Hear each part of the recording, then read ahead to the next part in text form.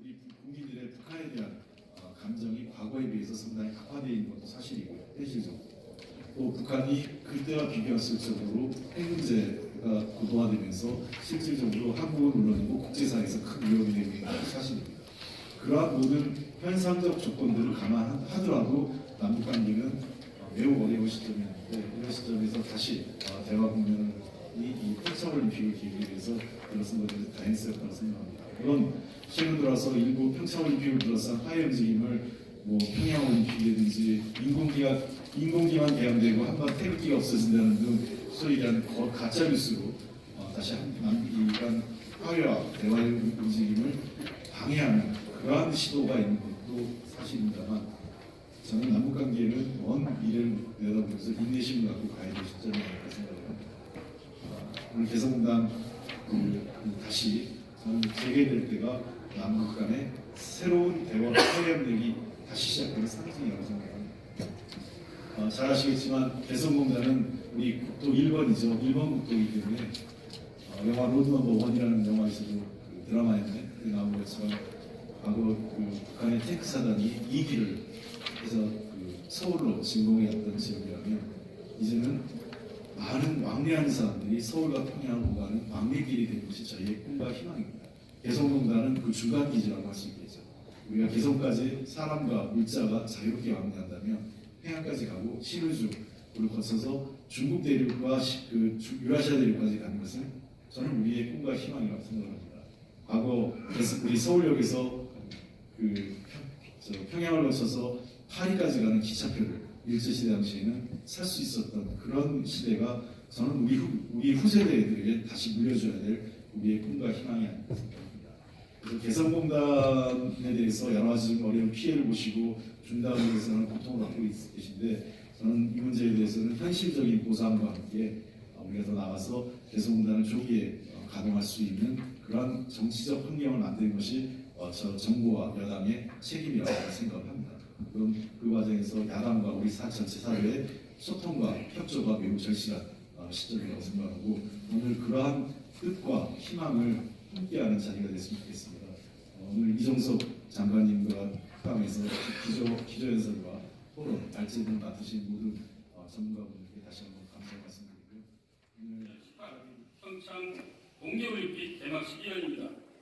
1988년 서울 하계올림픽이 동서 양 진영으로 갈라져 있던 지구촌을 하나로 묶었던 그야말로 평화의 대제전으로 이어졌음을 우리는 똑똑히 기억하고 있습니다.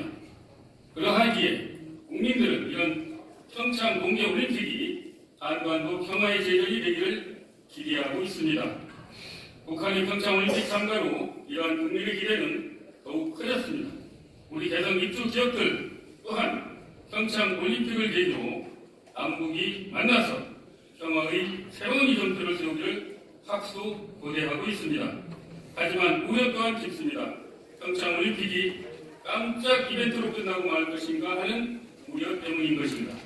평창 올림픽이 평화 올림픽으로서의 한반도의 결정적이고 이가역적인 평화의 주춧돌이 되는가의 문제입니다. 바로 여기에 개성공단이 자리하고 있습니다. 평화의 상징으로서 평화를 만들고 지켜왔던 개성공단이 다시 재개되어서 그 가치를 빛낼 수 있도록 하는 것, 이것이야말로 평화 올림픽으로서의 평창 올림픽의 정신이라 생각하고 있습니다. 모처럼 만에 그야말로 빙판 위의 훈통이 그대로 날려버렸어야 안 되겠다는 그런 이유를 여러분 앞에 밝히고 싶은 것입니다.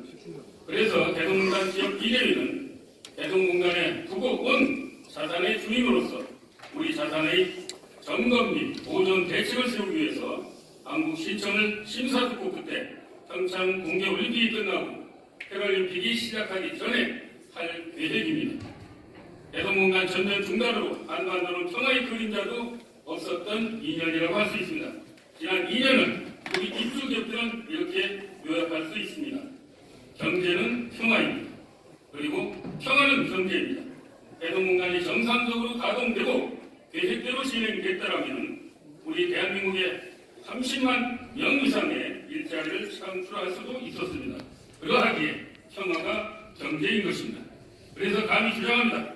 대성공단 재개가 평화의 시발점이면서 한반도 평화의 다리이고 산실이 될 것이라고 말입니다. 이러한 문제의식을 공유하고 여기 오이신 국회의원분들과 전문가분들이 창의적이고 소중한 의견이 중요하다고 생각합니다. 어떻게 하면 난관에 빠진 남북 문제를 풀고 대동단 재개를 이루어야 할 것인지 소중한 지혜를 모아주시기 바랍니다. 우리 대선기업 모두는 대성공단에 다시 가고 싶습니다. 한반도 신경제 지도의 역할을 우리가 주도해야 되겠다는 그런 다짐을 이 자리를 빌어서 하게 되어집니다.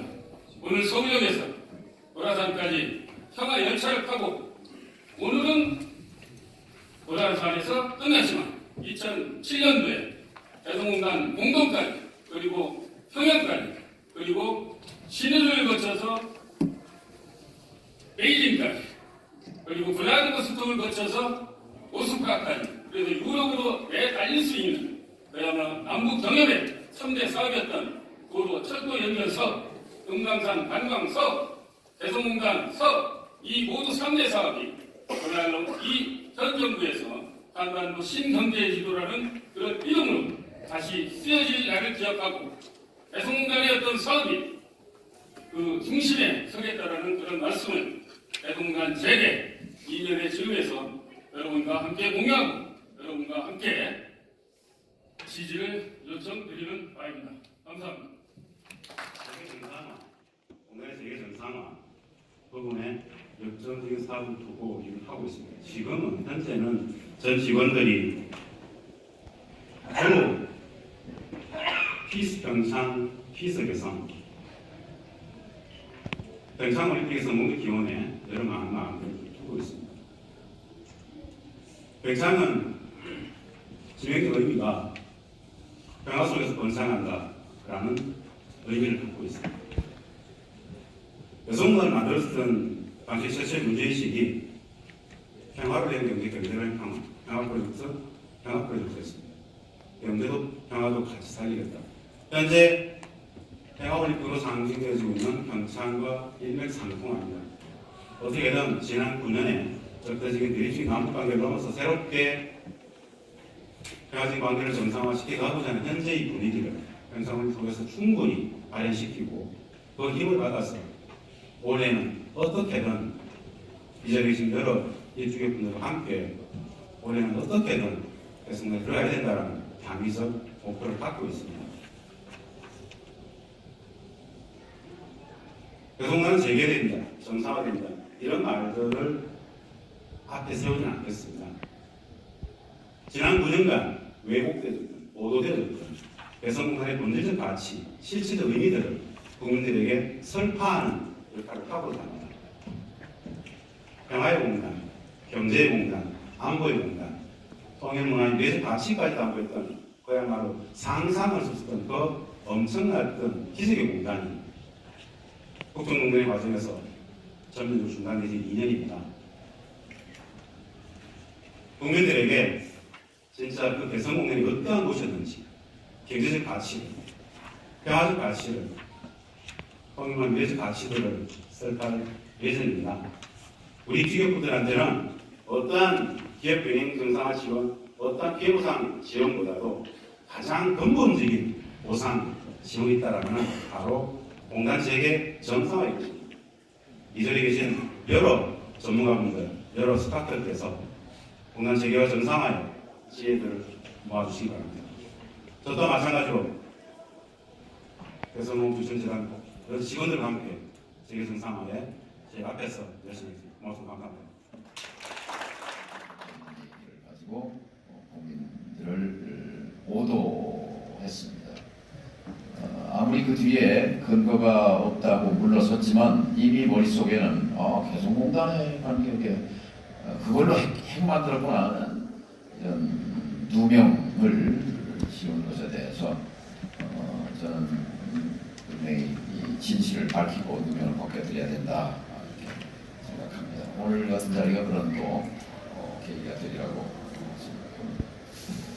그래서 이제 새 정부, 철학이 다른 정부가 이제 들어섰고 이 자리에 통일부 관계자도 계십니다만 통일부 혁신위원회가 기초적인 사실을 밝혀냈어요. 개성공단을 닫은 것이 2월 10일이 아니고 48시간 전 2월 8일 날 대통령 박근혜의 부두 지시로 그때 비서관 김모 비서관이죠. 비서관에게 전달해서 2월 8일 날 결정이 됐던 거죠.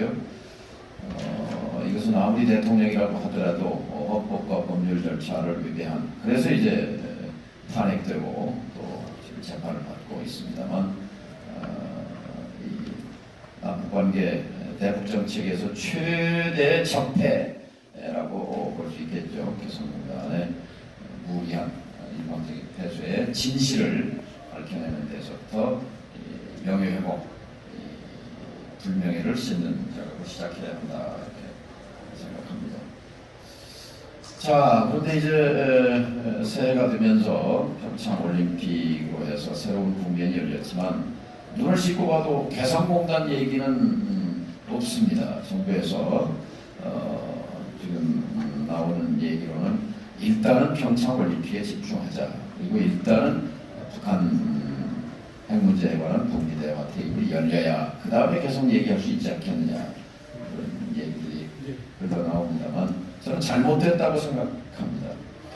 우선 개성공단을 만든 주체가 미국이 아니고 중국이 아니고 북한도 아니고 사실은 대한민국입니다. 우리 정부의 제안과 그리고 노력과 열정으로 남북 화해협력의 이 상징이 만들어졌고 지난 10년 동안 경제적인 효과와 더불어서 이건 한반도 평화의 생명선 또 평화의 안전판 역할을 해왔죠. 그러니까 2016년 2월 10일 개성공단 폐쇄 이전과 이후의 한반도 정세 긴장의 수준은 질과 도가 다릅니다. 2006년 1차 핵실험 당일도 그 다음 날도 개성으로 가는 통근버스, 출국버스는 출발을 했습니다. 2차, 3차, 4차 핵실험 2016년 1월 6일 날 4차 핵실험을 하고서도 한 달 동안 정상적으로 가동이 됐고 당시 정부의 입장은 북한 핵과 개성공단은 무관하다 하는 공식적인 입장을 국회에서 밝힌 바도 있었지요. 그래서 저는 지금 방어적이고 수세적인 그런 연계 전략을 벗어나야 하는 것은 개성공단 그 첫 가동 때인 2004년 국면과 흡사합니다.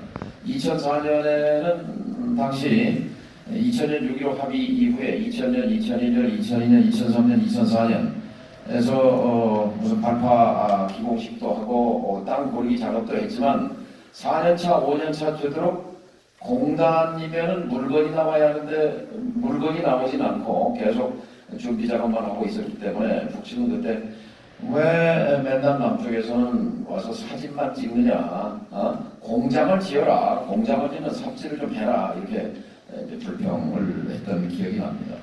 근데 제가 막상 2004년 7월 1일 통일부 장관의 이제 정부에 들어가면서 내가 통일부에 온 것은 딱 하나 목표, 개성공단을 만들러 왔다, 손에 잡히는 물건으로 만들러 왔다라고 의욕을 가지고 시작했습니다만 당시 정부는 내부적으로 속도 조절론의 입장에 있었습니다. 이것은 미국이 그때 이라크 전쟁을 이제 막 개전하고 있는 상황 속에서 또 2차 핵 위기 2003년에 북한이 이제 NPT를 또 재차 탈퇴하면서 위기가 빚어져 있었잖아요. 그래서 지금 뭐 급할 게 뭐 있냐, 차근차근 접근하자 이런 입장을 갖고 있었습니다.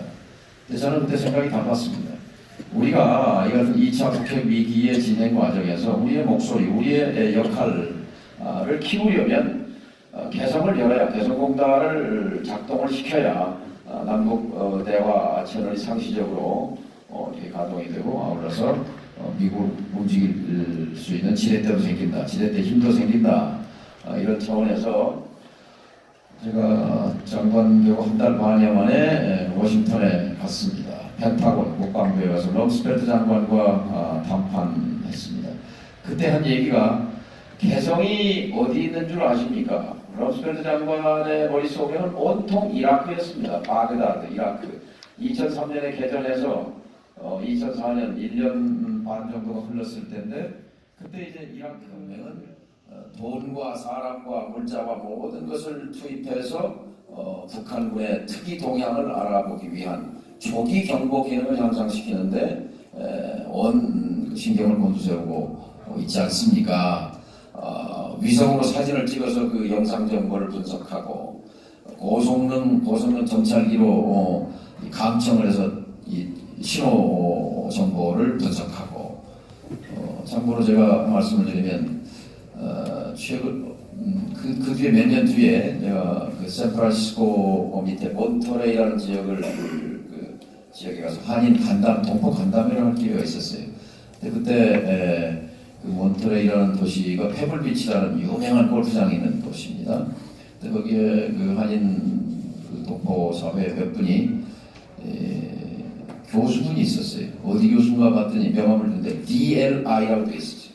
DLI가 어디냐면 Defense Language Institute, 그러니까 국방 외국어 대학이죠. 뭘 가르치십니까? 했더니 여자분이셨는데 한국말을 가르칩니다. 근데, 거기서 한국말 누구한테 가르칩니까? 미군 병사들한테. 근데 거기서 놀란 게 그분처럼 한국말을 가르치는 그 교수가 400명이 있다는 거예요. 한국말을 400명이나 가르칩니다. 400명의 교수가 한국말을 미국 병사들에게, 아랍어를 가르치는 교수가 1300명 있고 중국말을 가르치는 교수가 800명이 있고 3위 언어가 한국말, 북한말이겠죠. 그러니까 이 주한미군 당시에 38,000명 주한미군의 존재와 아까 말씀한 영상정보, 음성정보, 신호정보 이런 것들을 분석 해득하는데 필요한 인력들에게, 병력들에게 한국말을 가르치는, 그러니까 돈과 물자와 사람을 투입해서 북한의 특이 동향을 알아내는데 그렇게 많은 투자를 하고 있었던 셈이지요. 자, 그런 상황에서 바로 북방 한계선 DMZ 북방에다가 50만 공업도시를, 남쪽의 공업도시를 건설한다면 그 조기 경보 기능이 얼마나 향상되겠습니까? 최소한 48시간? 아니, 그 시간으로 계측할 수 없는 엄청난 우리의 그 능력이 향상되는 것 아닙니까? 여기에 대해서 전혀 반론하지 않았습니다. 그리고 경청하고 그리고 나중에 부시 대통령에게 이걸 보고해서 개성공단 속도 조절론을 철회하고 적극적으로 정부에 미국의 상무부가 협조해서 개성 들어가실 때 다 그 품목 아이템 거기 공장 설비 그 품목들 다 제출하셨잖아요. 그것을 이제 통일부하고 무역협회, 각종 그 기계공업협회 뭐 이런 데하고 해서 그 목록을 작성해서 상무부에, 왜냐하면 미국의 EAR법, 그러니까 전략물자 접선국 수출금지법이라고 돼 있죠. 이제 그것 때문에 어쨌든 미국이 원천 기술을 갖고 있는 물자에 이제 그 북한은 미국의 적국이기 때문에 100% 미국 상무성의 협조를 받아서 어쨌든 그해 12월 1호 공장이 가동됐고 라면 냄비 만드는 공장, 그리고 이제 오늘 124개 공장에까지 이르게 된 거죠. 간단하게 이제 그 당시의 얘기를 또 압축해서 설명해 드렸습니다만, 지금의 국면이 미국이 개성공단 열으라고 찬성해 줄 리가 없죠. 우리가 설득해야 합니다. 그러니까 한국이 나서서 남북대화의 고속도로를, 이 소로를 고속도로로, 대로로 만들지 않으면 사실 북한의 문제 해결을 위한 북미 대화로 이어지는데 어려움이 있습니다. 따라서 이 남북 간의 이 결의와 협력 그리고 대화는 손바닥에 든 거 아니기 때문에 개성공단 문제는 우리가 좀 더 전략적으로 잘 검토를 해서 미국을 또 유엔을 설득해야 한다고 봅니다. 4차 핵실험 직후만 해도 어쨌든 그 상황 이후에 이제 여러 번의 또 중첩된 유엔 제재가 있고 어려워진 건 사실입니다. 물론 그 현실을 부족하는 그런 요소들이 생겼습니다만 그럼에도 불구하고 이 개성공단 문제에 대해서 수세적이고 방어적인 자세가 맞느냐? 적어도 우리 기업인 여러분들의 재산권이잖아요.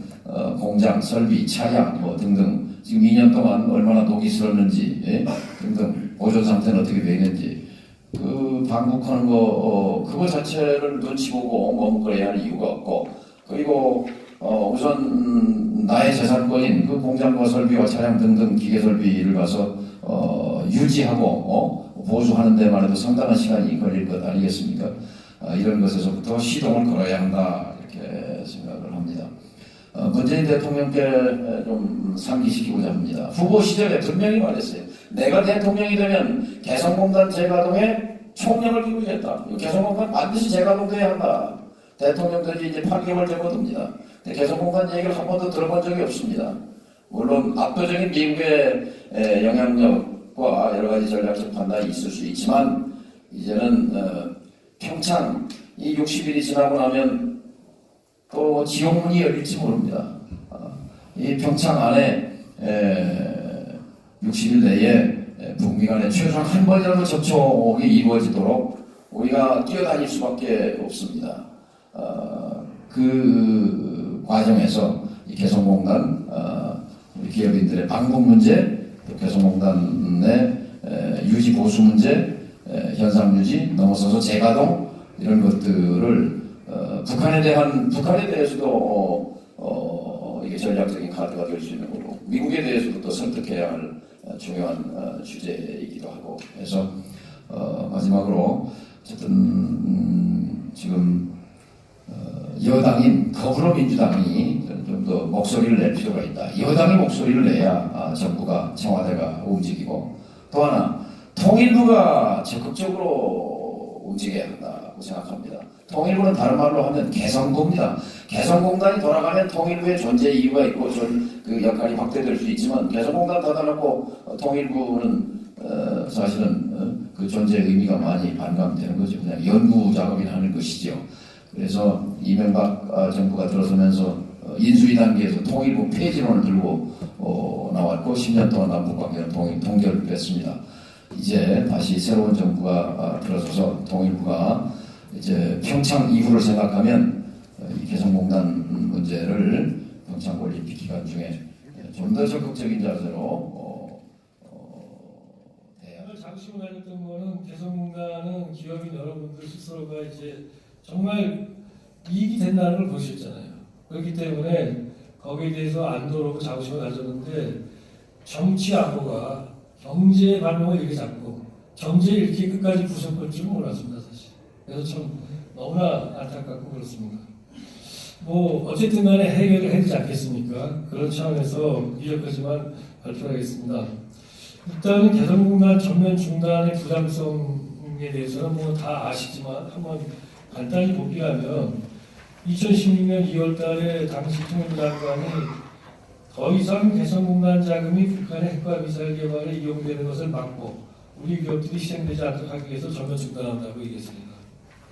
그렇죠. 핵과 미사일의 개성공단에서의 그 임금이 뭐 지금 운영하고 있다는 것에 대해서는 그거는 누구도 증명하지 못했을 뿐만이 아니라 개성공단 임금 문제에 대해서는 그 임금을 갖고 어떻게 실제 주민 생활에 필요한 그런 생필품을 사오는지 그 호주 사업가가 그 표까지 공개하고 그런 적도 있었고 저희도 그런 노력을 했었죠. 더욱이 여기도 기업인들이 계시지만 여러분들이 희생되지 않도록 하기 위해서 일단 이 말에 대해서 얼마나 어떻게 생각하십니까? 정말 뭐 가증스럽다고 생각하실 거예요. 이런 식으로 터무니없는 소리 해가면서 중단했고 그 다음에 역시 여전히 아직도 적폐청산 그 통일부의 그 혁신위원회에서 밝힌 것처럼 아직도 이 통일부 장관이 말했던 도대체 그럼 개성공단으로 들어가는 자금이 어떻게 북한의 핵과 미사일을 전용되는지에 대해서는 증거를 과거 박근혜 정부가 제시하지 못했을 뿐만이 아니라 이 정부에서도 그런 증거에서는 자기들은 찾지 못했다고 얘기하고 있습니다. 그 다음에 기업인들은 희생을 걱정한 것이 아니라 개성공단의 폐쇄를 필사적으로 반대했습니다. 그렇기 때문에 더욱더 안타까운 일이고요. 어쨌든 간에 경제적으로 본다면 개성공단은 아주 단기에 정말 2004년 12월 달에 첫 램피가 나왔는데 그때는 가장 빨리 나올 수 있는 가장 낮은 수준의 기술을 갖고 온 거 아닙니까? 그러고 나서 그 몇 년 사이에 개성공단이 수익성을 갖다가 내고 있다는 것 자체가 놀라운 일인데 그걸 갖다가 우리 사회가 또 굉장히 평가했습니다. 그래서 국민들도 다 이건 말이야 뭐 좋은 일이다 이렇게 생각했고 그리고 미국에 대해서도 개성공단을 무조건 우리가 막 확장한 게 아니라 계속 이것이 왜 유엔 대북 제재에 해당되지 않는가를 설명을 했고 그 결과 이명박 정부 시절 아래서도 이명박 대통령 개성공단 사실 별로 좋아하지 않았습니다만은 2009년에 미국의 대북 제재 조정관이 와가지고 그러지 않았습니까? 개성공단은 제재와 상관이 없다. 미국의 제재 조정관이 와가지고 다 가르마 타줬어요. 근데 그 가르마 타준 걸 우리 정부가 이제 아니에요. 박근혜 정부가 관계 있어요라고 억지를 부린 거 아닙니까? 그래가지고. 그 다음에 개성공단이 얼마만큼의 정말 모험적인 공단이었고 이익을 창출했다는 거는 제가 여기 계신 그 기업가들의 얘기를 들어볼 필요가 없습니다. 제가 북한 중국 국경 연구를 좀 했고 책을 좀 냈는데요. 그걸 하면서 중국에 있는 중국 지방정부들의 정책에 대해서 좀 관심이 있어서 그걸 쭉 찾아봤습니다. 실제 1차 자료들을. 그랬더니 거기 어떤 얘기가 나오냐면은 출경, 가공, 복진경 정책이라는 이제 중국어로 정책이 있습니다. 뭐냐면 출경, 그러니까 이제 국경을, 압록강, 두만강의 국경을 넘어서 북한 지역에 가서 거기다가 공장 차려놓고 거기서 북한 노동자들을 활용해서 원단 집어넣고 거기서 물건 만들어서 복진경, 다시 국경을 넘어 들어와서 상표 붙여서 판다는 거예요. 이걸 다른 말로 하면 뭡니까? 개성공단 방식입니다. 근데 중국에서 지금은 이제 제재가 더 심해져가지고 아마 이거가 상당히 좀 조심스러울 텐데 2, 3년 전만 해도 중국의 기업들이 출경, 가공, 복진경 정책 허가를 받으라고. 다시 말하면 요걸 갖다 허가를 정부가 해주자니까 그렇죠. 이 중국 정부가 요거 받는 게 엄청난 특혜였었어요. 그만큼 쉽게 말하면 개성공단을 여러 번 만드셨는데 중국 사람들은 그걸 보고 개성공단 같은 그런 걸 벤치마킹해서 정책을 만들었고 개성공단 근로자의 그 노동 생산성을 보고 북한 노동자들에 대해서 근로자들에 대해서는 뭐 보지 않아. 검증할 필요도 없이 그냥 다 중국. 오건 아니고 국경비방으로 다 쓴다 이거죠. 그만큼 개성공단은 세계적으로도 그 성공 사례를, 성공을 갖다가 알렸던, 그걸 다시 말하면 정말 기업 외적 요소로서는 우리가 어떤 경우도 여기에 대해서 휘설을 가면 안 되는 그런 충분한 자기 정당성을 가지고 있었다. 그럼에도 불구하고 개성공단이 중단됐고, 그래서 우리 기업이 막단 피해를 입었고, 그야말로 다 아시는 것처럼 남북협력을 통해서 우리 경제가 지금은 경제가 부정확하기 어렵다고 항상 얘기하는데 그 성장 동력을 갖다가 찾아내는 하는 시험장이었고 성공하는 시험장이었지 않습니까? 그 시험장을 어리석게도 그걸 막아버린 거죠. 경제 갖고 그렇게 항상 매일같이 얘기하고 난리를 치는데 가장 중요한 그런 기회의 창을 갖다가 이렇게 막아버린 것 이거라고 볼 수 있습니다. 그것뿐만이 아니라 정 장관님 말씀하셨지만은 서구 전선에서의 어떤 군사적 긴장 완화 문제는 다 아시는 거고요. 제가 얘기할 필요 없고 신동아가 그야말로 가장 요즘 개성공단 이런 거에서 부정적인 동아일보 기억인데 그 신동아가 옛날에 쓴 기사를 보시면은 개성공단을 갖다 만들면서 어떻게 북한의 군부대가 후방으로 철수했고 그런 것들이 어떤 안보 효과가 있는지 잘 설명해놨습니다. 그거 보시면 됩니다. 거기 보면 얼마나 이 안보 효과가 큰지 설명했는데 그거 안보 효과 필요 없다 이겁니다. 핵 문제 때문에 무슨 핵도 안 보고 일반 재래식 안보 대결도 안 보는데 아무리 핵이 중요하다고 재래식 안보 대결에서 발생하는 그 위험 요소들을 갖다가 증가시키면서까지 이럴 필요가 있었는가 그런 차원에서 정말 어떻게 본다면 어처구니없는 일이고 실제로 개성공단이 착공되고 개성공단이 가동되면서 그 뒤 한 10여 년간 여러분 서구전선에서는 단 한 번의 서로가 남북 간의 충돌이 없었지 않습니까? 이런 중요한 남북 간의 군사적 대결을 완화시켜주고 긴장을 완화시켜줬던 기제였었다라는 것이죠.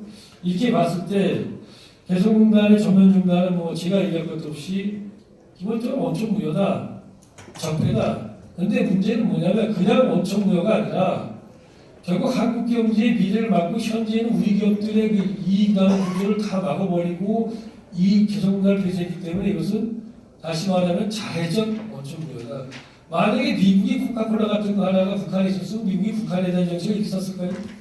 자기 기업이 있을 때 자기 국민을 어떻게 보호해야 되는지에 대한 것, 이거에 대한 최소한의 국가 의무 자체가 망실된 것이 박근혜 정부 시절에 있었던 이 개성공단의 전면 중단이다, 이렇게 생각됩니다. 그런 점에서 본다면 개성공단은 당장 재가동돼야 됩니다. 그렇지만 문제는 지금 개성공단이 어쨌든 간에 결과적으로 북핵과 연동되게 됐다는 것 자체가 우리한테는 굉장히 참 문제를 풀기 어렵게 만들고 있죠. 박근혜 정부가 개성공단을 갖다가 전면 중단하면서 그걸로 끝난 게 아니라 그 당시에 북한에 대한 대북 제재와 압박을 강화해달라고 각국에게 요구하면서 사례를 든 것이 뭐겠습니까? 우리도 개성공단 끊었다 이러면서 개성공단을 갖다가 북핵 문제와 연관돼서 끊었다라고 계속 얘기를 다녀가지고 참 어쨌든 간에 박근혜 정부가 아무리 문제가 많고 부정적인 정권이라 하더라도 대한민국 정부였다는 걸 우리가 뭐 부정할 수 없는 거는 그 정부 다음에 문재인 정부가 있는 거 아닙니까? 그러다 보니까 참 국제사회에서는 이 문제에 대한 우리의 정당성에 대한 새로운 설명을 회복한다는 것이 생각보다 어려움을 갖게 됐다는 것. 그리고 또 이렇게 박근혜 정부가 끊고 나니까 문재인 정부 들어와서도 미국 끊임없이 문재인 대통령이 후보 시절에 개성공단 전면 이거 우리 가동하겠다라는 말씀을 하고 있었는지 계속 개성공단 문제에 대해서는 더욱더 예민하게 지금 우리에 대해서 얘기를 하고 제재 관련해서 계속 얘기하는 것, 이건 다 알고 계십니다. 뿐만 아니라 이제 뭐 최근에 개성공단 이후, 전면 중단 이후에 있었던 몇 차례의 더 강화된 대북 제재, 유엔 제재 결의에 따라서 실제로 이제는 개성공단에서 우리 기업이 기업 공장을 가동한다는 것 자체가 실질적인 유엔 안보리 제재 결의의 일부와 저촉되는 문제가 지금 발생하고 있습니다. 제가 구체적으로 이거 하나하나 말씀을 드릴 필요는 없고요. 물론 그렇지 않은 요소도 있고 여러 가지 있으니까. 그렇지만 이런 것들이 있어서 결과적으로는 마음은 원천 무효이기 때문에 당장 재개해야 되지만 우리가 살고 있는 이 현실이 국제적인 안보 환경 또 국제적인 경제 환경을 동시에 고려하고 살아야 되기 때문에 그런 차원에서 본다면 지금 여러 가지 어려움이 있는 건 사실이다. 그래서 대안을 내야 되는데 과연 대안은 어떻게 될 것인가, 거기에 대해서 저는 그냥 하겠습니다. 저거 듣지 마시고 제 얘기 해주십시오. 제 얘기가 저거는 항상 하는 얘기지만 제 얘기는 항상 하는 게 아니니까 들어주시고요. 개성공단 재개를 저는 단계적으로 하자라는 현실, 제가 볼 때 현실론입니다. 단계론을 갖다가 한번 제안하고 싶습니다. 그래서 1단계는 원상회복 124개 기업에 대해서 원상회복 재가동하는 걸 한다. 2단계는 개성공단을 보다 더 안정적으로 운영할 수 있다라는 남북 간의 합의와 그 다음에 국제적인 안정성을 갖다가 확보하기 위해서 2단계 확장을 추진한다. 이런 식으로 둘로 나눠서 단계적으로 추진하는 것 갖다가 제안하고 있습니다. 그래서 1단계는 원상회복 124개 입주기업을 재가동하고, 그리고 이 재가동하기 전에 입주기업의 공장 현황 파악 관리를 위한 방법을 허용한다든가 이런 것들, 그 다음에 정부는 재가동 추진을 위해서 남북대화한다든가 이런 것들을 갖다가 우리가 해야겠죠. 그래서 재가동이 되는 시기는 북핵과 관련해가지고 일정하게 신마리가 마련돼서 대화가 되는 시점 정도면 저는 재가동에 대한 명분을 얻을 수 있다. 그래서 2018년 내에 재가동을 한다. 그리고 이러한 재가동을 위해서 일단은 우리가 하는 과정에서 몇 가지 노력이 필요한데, 그거는 일단은 가장 저는 이렇습니다.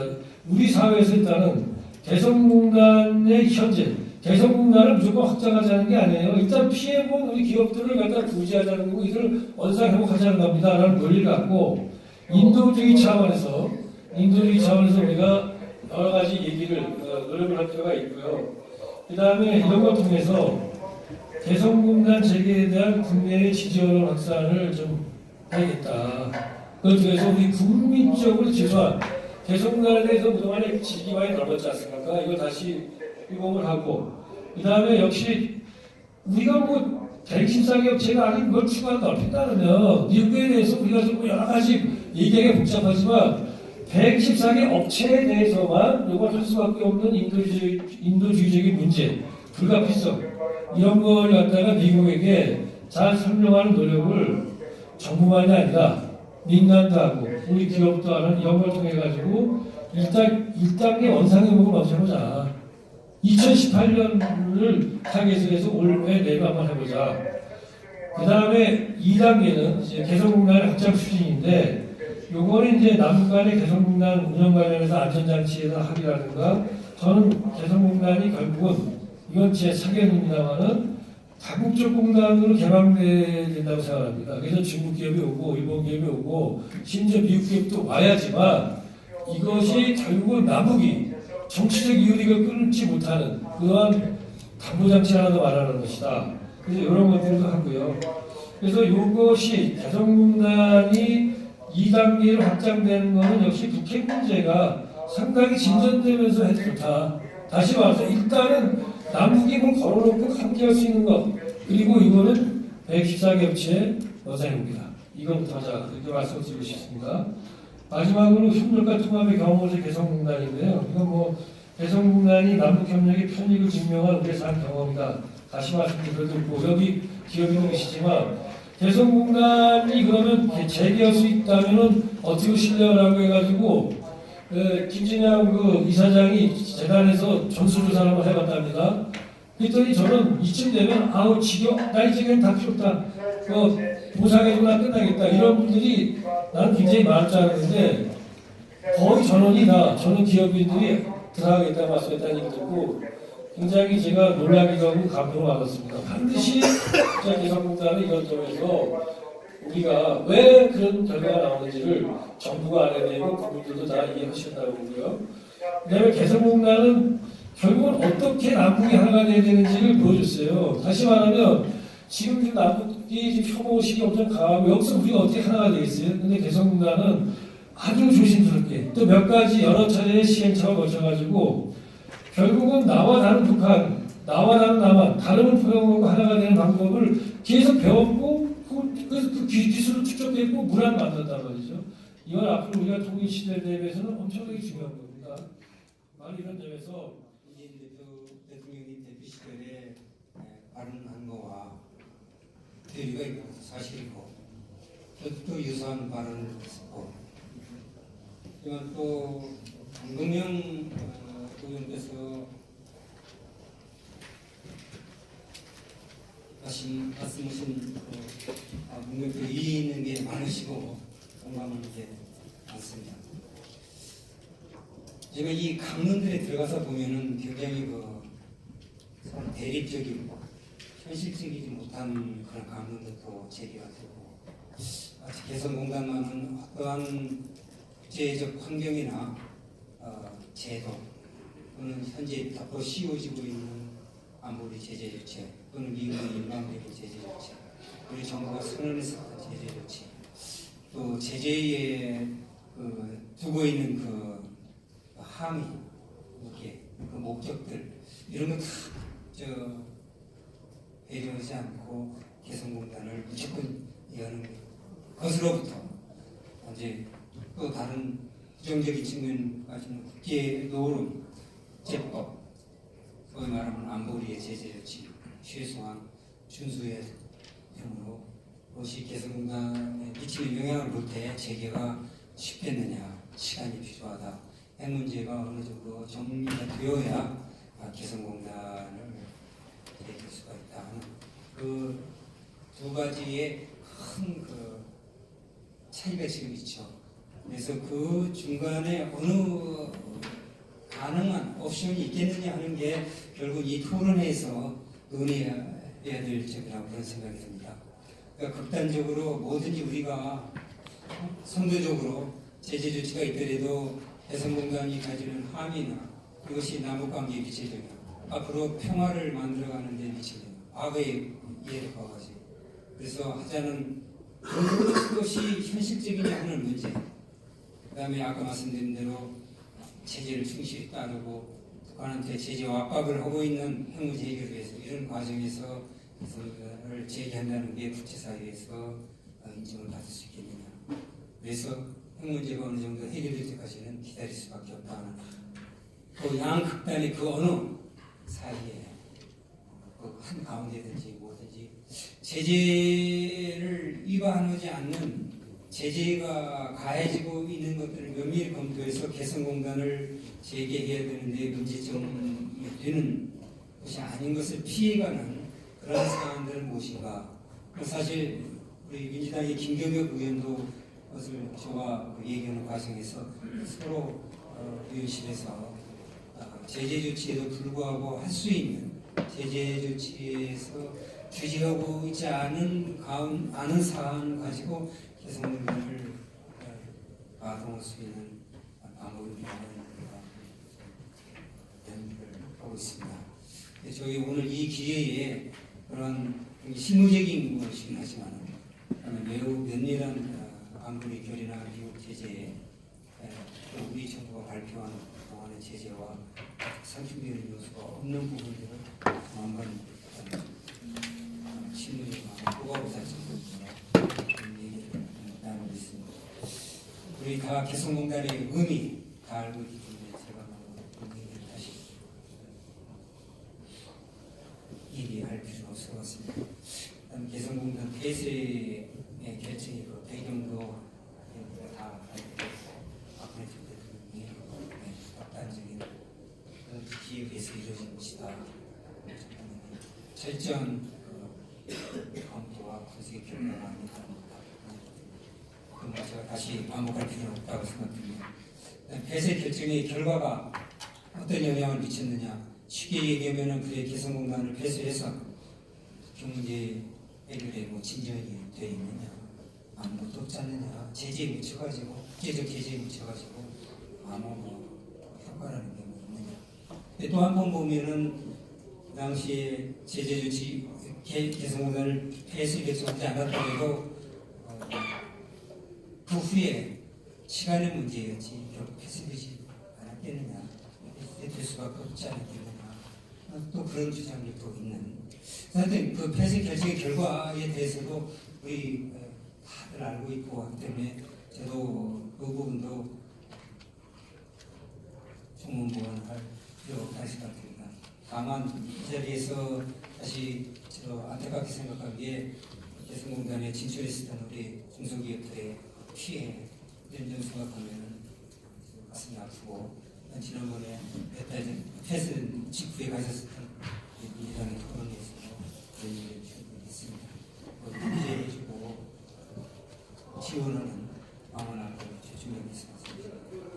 정부가 좋은 방안을 마련해주기를 저도 기대합니다. 뭐 개성공단 재개의 필요성 다 인정을 하고 이에 대해서 저도 뭐 구원을 하고 할 생각이 없습니다. 재개를 해야 됩니다. 이제 방법론 때문에 개성공단이 목표되는 이런 것에 대해서 아무리 관계를 지냈으면 없습니다. 다만 제가 이 문제의 쭉 그 법률적 측면에 대해서 관심을 가지고 있는 분들하고 통일위원회에도 참여를 하고 계시는 분도 계시고 변호사들 얘기를 들은 것 중에 헌법소원을 한 것에 대해서 헌법재판소가 아직 입장을 밝히지 않고 나와 있지 않기 때문에 아직 언제 이게 헌법재판소에 답변서가 올지 결정이 내려질지 지금 그것도 기일이 정해져 있는 것 같지 않습니다. 어떻게든 간에 개성공단 전면 중단 금지거리 헌법소원에 대한 공개 변론 하나 5개 열어가지고 거기 가서 5개 결론 내기를 촉구를 하고 관련 또 어떤 우리의 노력이 필요한지도 이 기회에 논의해봤습니다.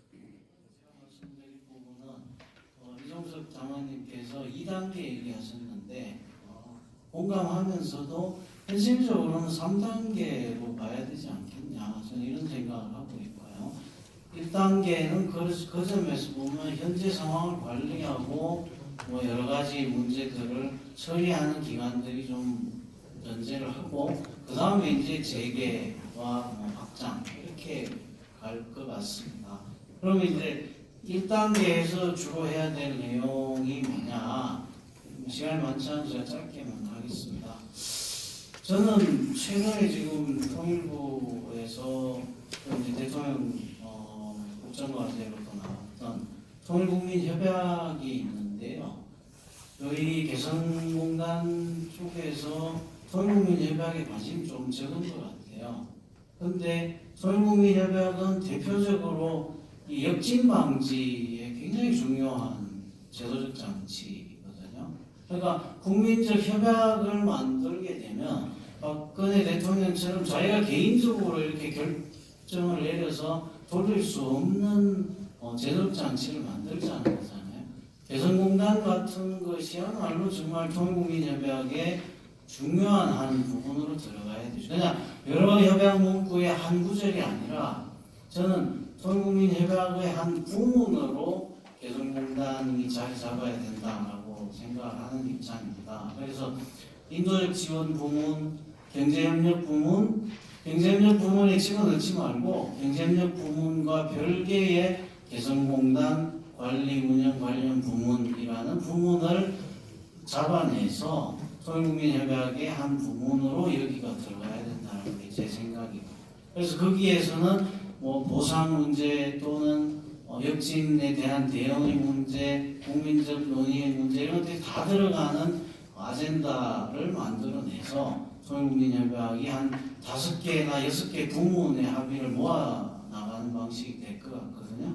저는 개성공단이 그 5개 내지 6개 중에 하나의 대표적 부문으로 자리 잡게 지금부터 준비해야 된다라는 겁니다. 그래서 개성공단에 관해서만 따로 하나의 아젠다를 만들어내고 그 아젠다가 협약 안으로 국민적 합의를 가질 수 있게 저희가 사실은 공론화 작업을 합니다.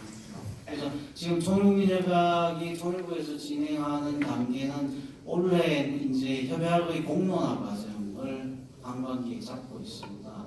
그리고 내년 정도에 법제화하는 걸 목표로 하고 있고요. 그러면 공론화 과정에 이 개성공단 부문이 하나의 부문으로 분명히 국민적으로 제기되고 이게 이제 무엇이 잘못됐고 이것이 우리 국민들이 어떤 의미가 있고 이런 것들이 하나의 부문으로 자리 잡을 수 있게 해야 된다. 그게 이제 1단계에서 할 얘기다. 마지막으로 제가 말씀드릴 거는 이번에 단일팀 문제도 그렇고 사실은 저희가 2030 세대의 마음을 많이 놓치고 있는 것 같습니다. 그리고 이 2030 세대들이 대체로 지난 10년 동안의 남북관계에 대해서 굉장히 어떤 소극적인 입장과 우리 세대들이 가졌던 좀 그런 감동과 그런 승리적 경험들이 별로 없는 세대잖아요. 이 세대들에게 어떻게 개성공단이 다가갈 수 있게 하느냐 굉장히 정교한 고민들이 필요할 것 같아요. 그 작업들을 저희가 이제 얼마나 지금 준비하느냐에 달려 있는 것 같고요. 예를 들면 오늘 세미나 제목이 평화를 열자 개성공단 이렇게 돼 있는데 이제 저희 세대에는 그게 와닿잖아요.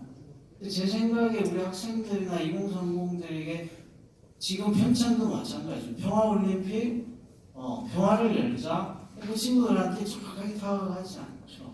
저는 개인적으로는 개성공단 같은 지난 역사적 경험에서 우리가 가졌던 성과들을 저희는 다 안다고 생각하지만 사실은 저희 학생들이 잘 모르거든요.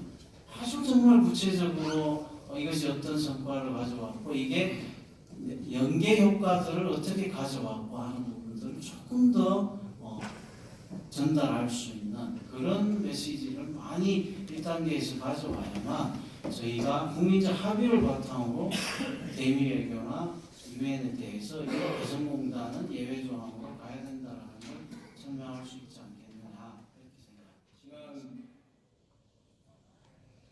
여러 달이 지났지만 별로 피부에 와 닿는 게 사실 없습니다. 그래서 제가 아까 설마가 사람 잡는다라는 말씀을 드렸던 건 정말 설마가 사람 잡지 않기를 바라는 마음에서 드린 얘기고요. 아직도 저는 우리 대통령의 선한 의지와 마음을 믿고자 하고 믿는 마음에서 몇 가지 말씀드리려고 합니다. 실제 제가 오늘 한 2장 수리은행에서 받은 서류를 갖고 왔습니다. 하나는 돈 6억 1천 정도 신청해서 받아가라 하는 통지서고, 또 하나는 앞으로 이거 받고서는 다른 소리 안 했다는 확인서 인감 날인해 갖고 첨부해야 된다 하는 첨부 서류 설명하는 양식에 있던 것입니다. 저는 이것조차도 굉장히 이걸 보고 분노했지만 이런 희망 섞인 생각도 했습니다. 개성공단을 조만간에 열어줄 모양이지. 적어도 개성공단이 단기적으로 또는 영구히 열기가 어렵겠다라고 생각이 든다면 적어도 지금과 같은 어떤 정의에 대한 의지를 가지고 출범한 정권에서 지난 정부의 위법한 적폐로 인해서 피해본 기업인들에게 정당한 보상을 하지 않겠느냐. 그런데 찔끔 추가 지원에 만 하는 그것은 개성공단을 곧 열 때니까 우선 어려운 걸 좀 참고 견뎌봐라 하는 그런 마음 아니겠느냐 하고 혼자 그렇게 좋게 생각을 했었습니다. 실제 개성공단에 대해서 다치고 나서 자꾸만 시간이 흘수록 자꾸만 더 절망적인 생각이 듭니다. 특히 저도 대한민국 국민의 일원이고 대한민국은 미국이라는 강대국에 비해서 너무 약한 존재다 보니까 참 우리 정부가 미국 눈치를 보지 않을 수밖에 없는, 또 개성공단 재개에 있어서도 미국의 한마디 한마디에 신경 쓰고 위축되고 있는 현실을 어느 정도 그럴 수밖에 없는 점도 이해를 합니다. 그러나 이렇게 우리의 입장과 미국의 입장은 다들 틀리다는 걸 다들 아시지 않습니까? 이것이 한반도에 어떤 무력 사용이 될 때 우리에게는 치명적인 피해를, 정말 재기 불능의 단계까지 피해를 줄 수 있는 전쟁이 될 것이고, 미국은 여태까지 자국의 국가의 이익을 위해서 세계 도처에서 벌였던 여러 가지 전쟁 중에 하나일 뿐입니다. 그런 미국의 입장과 우리 입장과는 남북 간의 무력 충돌이라는 그 부분에 대해서 입장이 굉장히 다르죠. 평화를 위해서는 개성공단이 재개되는 게 기묘하죠. 사실 기묘한 역할을 여태까지 해왔었습니다. 지금 이 시점에서는 우리 정부가 초심으로 돌아가서 한반도 평화 구축이나 또 적폐청산이라는 그 본분에 충실하도록 미국이 눈치만 볼 게 아니라 우리 자주적인 입장을 확고히 갖는 게 나는 대단히 중요하다고 생각합니다. 참 무엇보다도 지금 국내 여론, 그렇죠. 지난 9년간 열심히 지난 이명박 박근혜 정권에서 왜곡 보도나 그런 효과를 통해서 젊은이들이 대북 인식이 든 게 기성세대의 것과도 또 많은 차이가 있고, 그러한 면에서 현 정부의 조심스러운 점을 익히 이해를 합니다. 그러나 오히려 지금이야말로 왜 개성공단의 존재, 참된 존재 가치가 무엇인지, 또 왜 남북관계가 긴장이 극도로 고조되고 무력 충돌까지 가기보다는 우리가 왜 평화를 더 키우고 유지해 가야 되는지는 쉽게 많은 국민들에게 이해시킬 수 있는 부분이라고 생각합니다. 그래서 지금이야말로 문재인 정부 나름의 확실한 독트린, 정책이 확고히 세워지고 그것이 국민들과 전 세계에 확실하게 밝혀져야 된다고 생각합니다. 그럼으로써 우리가 눈치도 조금 덜 볼 수 있고 미국에 대해서도 덜 휘날릴 수 있지 않을까. 또 북에 대해서도 떳떳이 협상할 수 있는 그런 협상력의 기초가 되지 않을까, 이런 말씀을 드리면서 제 말씀 마치겠습니다. 예. 그분이 개성공단을 세우는데도 개성공단 관련해서 얼마나 큰 그런 관심과 심혈을 기울였는지를 누구보다도 잘 아는 입장인데요. 제가 2015년, 그러니까 3년 전에, 그러니까 이유 여사 모시고 평양 가기 전에 개성공단에서 한 7차례 실무 접촉했었는데, 이번에 그 평창 그 행사하는데 그 실권자로 나타나셨던데, 맹경이 평양 갔을 때도 3박 4일 같이 대화도 많이 나눴었는데, 아무튼 그때 개성 그때 기축 협상하고 나서 몇 개월 후에 공단이 전환됐는데, 저는 개성공단 들어갈 때마다 가슴이 뛰어요. 무슨 이야기냐면, 뭐 이제 이쪽 그 군인 캄보에 받고 임기 받잖아요. 같이 병사들 임기 받아서 들어가면 공단이 바로 나오는데, 야, 이런 그 동토 땅에 또 이 군인들 한복판에 어떻게 저 생산 공장을 만들 수 있었던가. 그래서 그 당시 2000년 6.15 정상회담과 그 두 번 지도자들의 용단, 특히 김대중 대통령의 그런 정치적인 상상력, 그런 창의력, 이런 것들을 정말 정치인들이 배워야겠다. 이게 바로 정치가 아닌가 하는 생각을 많이 하는데, 그런 생각을 합니다. 그래서 저는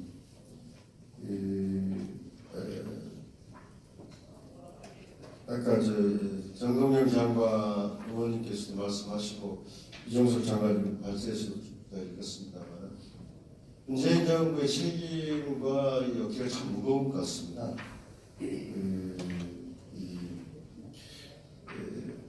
그런데 많은 어떤 분들, 저희들 입장에서 볼 때 문재인 정부가 노력은 나름대로 하고 있는데, 뭔가 국제사회 제재 틀 안에서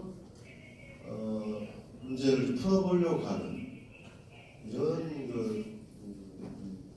그런 입장이 아닌가 하는, 즉 우리의 남북관계는 우리의 문제고 우리의 문제인데, 그걸 주도적으로 해 나가야 될 문제인데, 그 정치적인 어떤 국제사회에서 정치적 권위와 리더십을 가지고 또 이니셔티브를 가지고 뭔가 해결하는 그런 모습, 그 주도성, 그리고 운전자론이라는 거 있죠.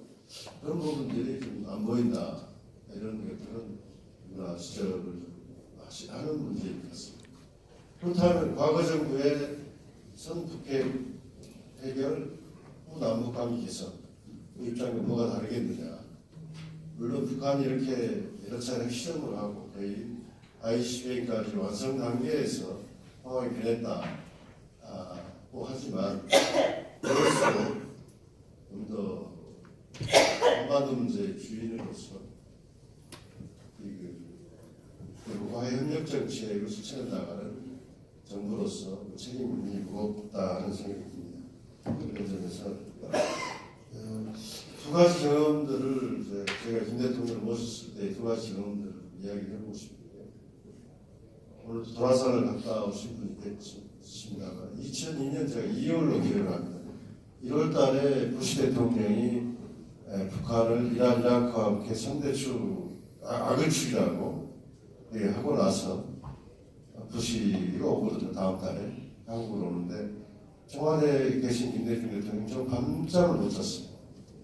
어떻게 부시를 설득해야 될까? 당장 부시가 북한을 공격하겠다고 저런 상황에서 한국에 통보하러 오는데 그러면서 이 정상회담은 일반적으로 한 45분, 45분 양자회담 또 이제 장관들 배석한 회담 이렇게 하는데 장관들 배석 회담을 취소하고 90분 동안 토론을 해서 결국 부시를 설득 그런 강성 부시를 설득을 하죠. 그러면서 제안해서 다음 날 도라산역으로 부시를 데리고 갑니다. 부시 대통령은 거기서 지금 대성공 도라산역에 가면은 침묵 거기에 부시 대통령이 서명을 하는 게 있는데 이 침묵 이 내일이 남북의 흩어진 가족을 만나는 기회가 됐으면 좋겠다는 그런 서명을 하는데 그래서 거기서 세 가지를 발표하죠. 북한 공격하지 않겠다, 대화하겠다, 식량 지원하겠다. 이런 면에서 그 위기를 넘었습니다. 또 하나는 2006년도 2차 실험 이후입니다. 모든 게 햇볕 정책 다시 다 모든 걸 다시 원점으로 돌려야 된다, 남북관계 다 끝내야 된다 하고 할 때에 김 대통령 퇴임한 전직 대통령상 제가 동교동에서 모셨을 때 분연이 일어났습니다. 분연이. 그때 한명숙 총리도 당시 그 답변에서 상황이 변했다. 햇볕을 이대로 할 수 없다.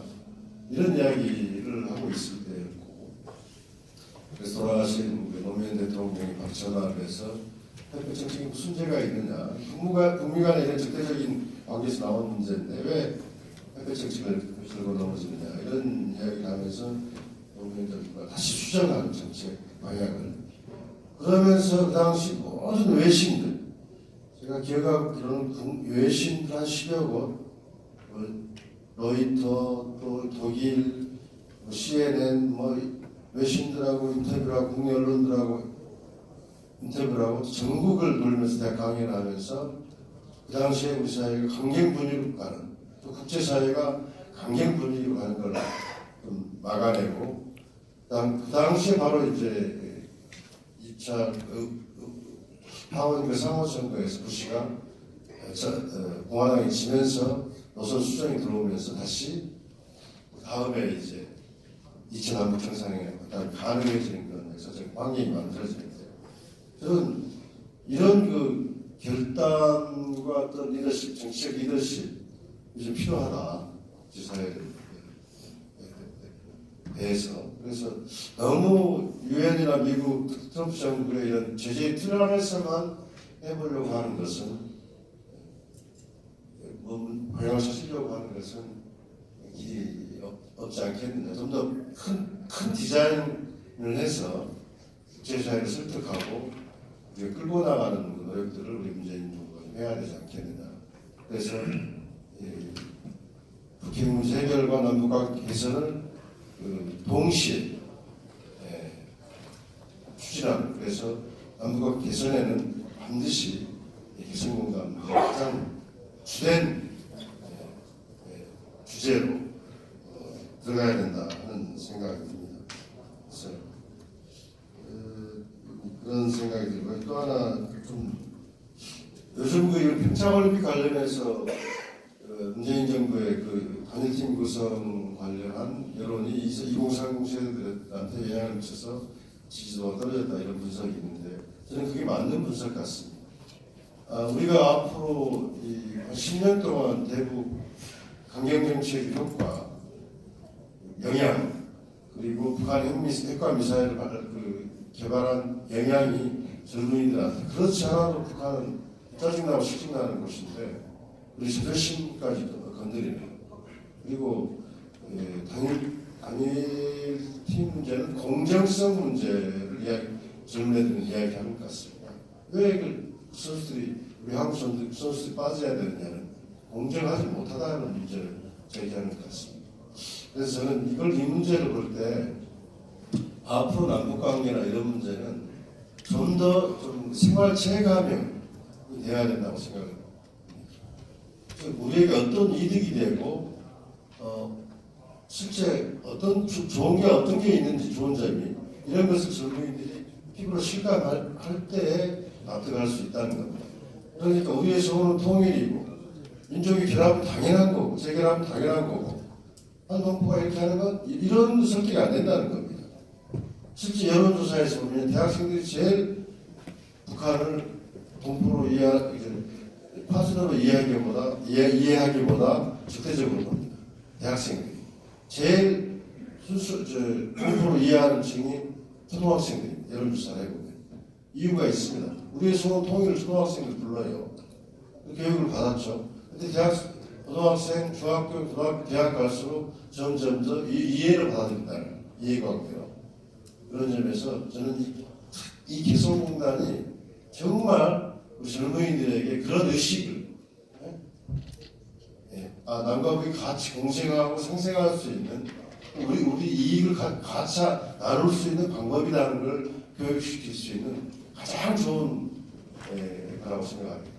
당장 일자리가 생기고 기업이 생기고 또 북한 위협이 줄어들고 하는 이런 부분에서 그래서 저는 이번 평창 올림픽 과정에서 이런 보면서 젊은이들의 태도를 보면서 이 개성공단이 빨리 또 재가되고 해야 할 이유가 하나 더 늘었다 하는 생각을 좀 했다는 말씀드립니다.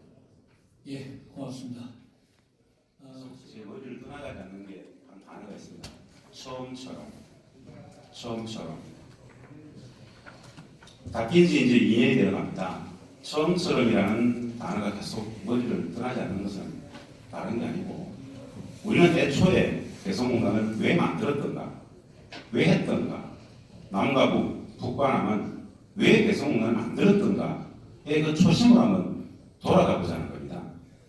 개성공단은 남과 북의 화해협력의 결과물이 아닙니다. 남과 북의 화해협력의 시대를 만들기 위해서 만든 공단이죠. 그래서 평화를 위한 경제, 경제를 위한 평화, 평화 프로젝트, 경제 프로젝트로서 시작했습니다. 분단 60년을 넘어갔던 6.15 공동선언이라는 역사적인 대사건이 있었기 때문에 가능했던 공단입니다. 2000년 8월에 발표됐죠. 평화의 공단이다, 경제의 공단이다, 안보의 공단이다, 통일문화의 내적 가치가 표현되는 공단이다. 이미 익히 다 생각합니다. 이 자리에 계신 분들은.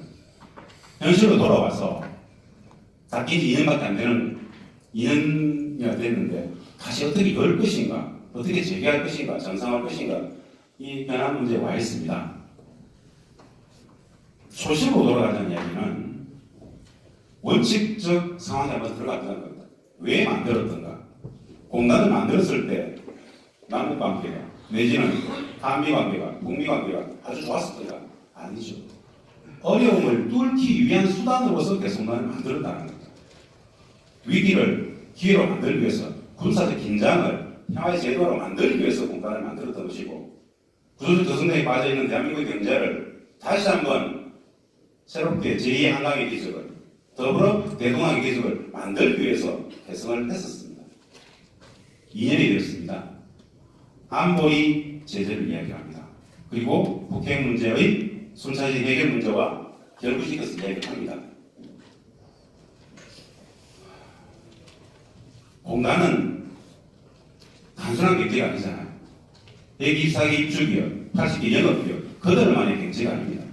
대한민국 경제의 미래 성장 동력, 지속 가능한 미래 성장 동력이 한반도 평화 경제에 있다. 남북 경제, 평화 경제에 있다. 누구나 다 압니다. 그걸 하기 때문에 열어야 되죠. 마찬가지로 공단이 발표한 이후에 단 하루도 떠나지 않는 군사적 긴장, 엄혹한 전쟁의 위기. 공단이 존재했을 때는 군사적 긴장의 안전장치, 완충장치 계획을 했었기 때문에 이 정도로 생각하지 않았었습니다. 그 공단이 사라진 자리에 온 국민들이 매일같이 전쟁의 위기로 몰리고 있습니다. 안보리 제재와 국회의원의 진정과 결부시키는 것과 관련해서 그런 말씀 좀 드려보고 싶습니다.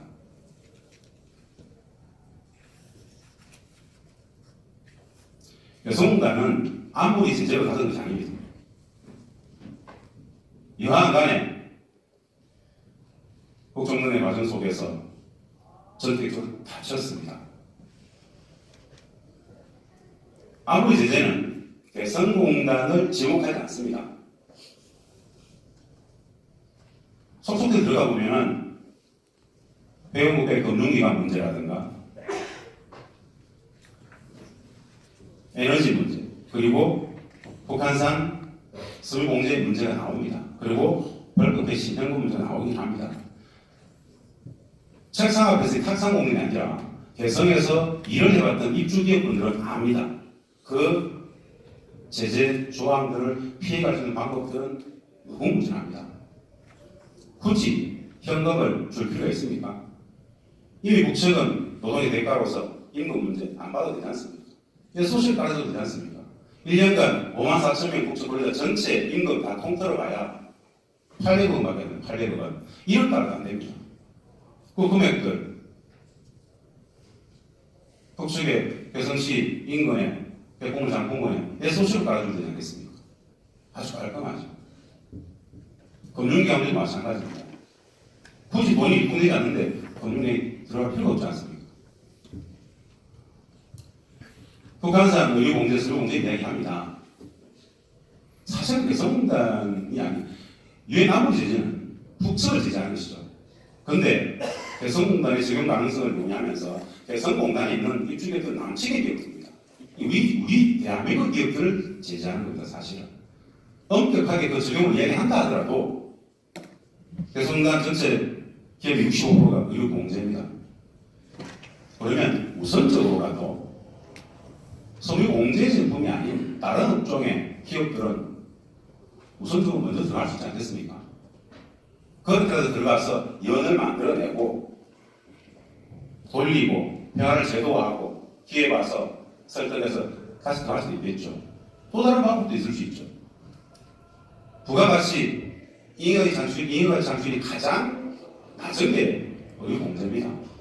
우리 개성의 기업분들한테 현재 위기를 기회로 바꿔주기 위해서 적극적으로 업종 전환을 유도해 줄 수도 있죠.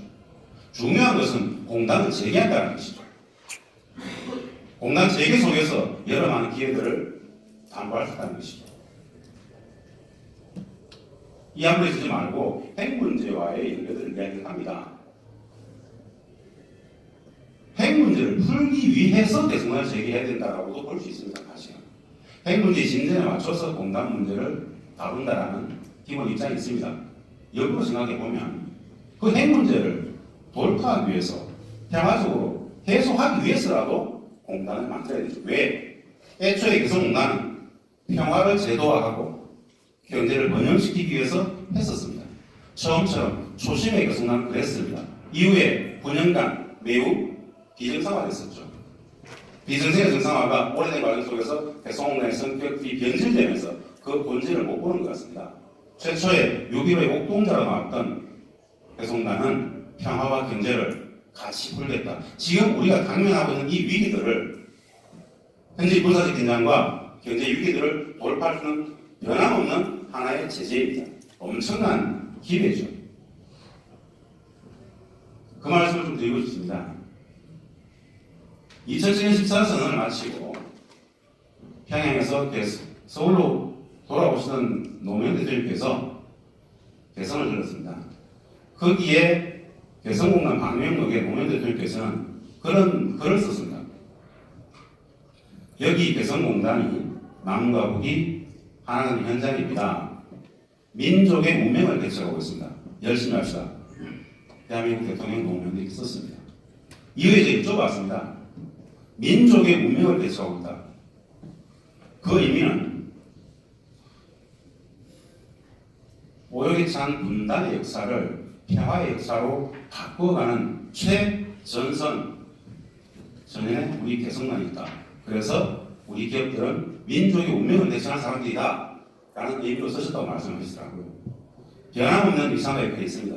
이 자리에 계신 여러 입주의 사장님들, 대표님들 작은 품 가지고 반드시 다시 들어갈 수 있으면 좋겠습니다. 감사합니다.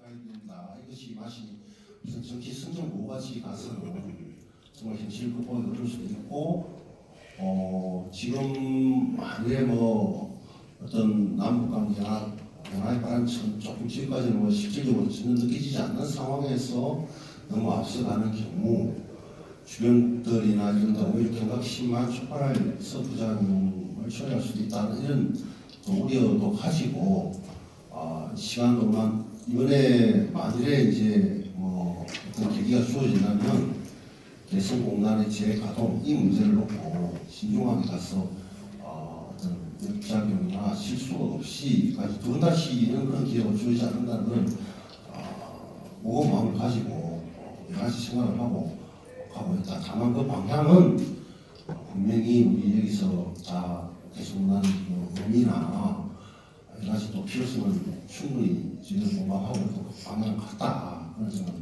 여기서 말씀드리고 싶습니다. 또 뭐 조금만 더 하자면 아마 그 국제 안보리 제재 문제인데 이와 관련해서 개성공단의 안보리 제재가 정말 어떤 것이 걸린다 이런 것보다도 우리 개성공단에 대한 인식 문제를 국제사회에 좀 많이 좀 홍보해 나갈 필요가 있겠다는 그런 점을 느끼고 있습니다.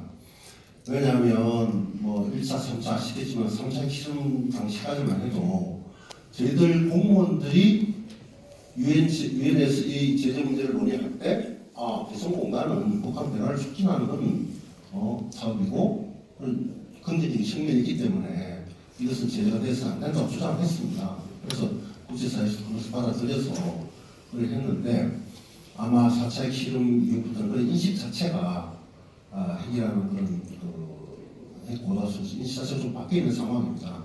그래서 계기가 된다면 다시 이런 개성공단이야말로 북한 변화를 진정 그 아래로부터 변화를 촉진하고 그런 변화 속에서 북한 주민들 자체가 핵이라는 일이 비판의식도 생기고 이런 것을 좀 정말 그 밑에서 인프라를 구축해 나갈 수 있는 그런 사업이다.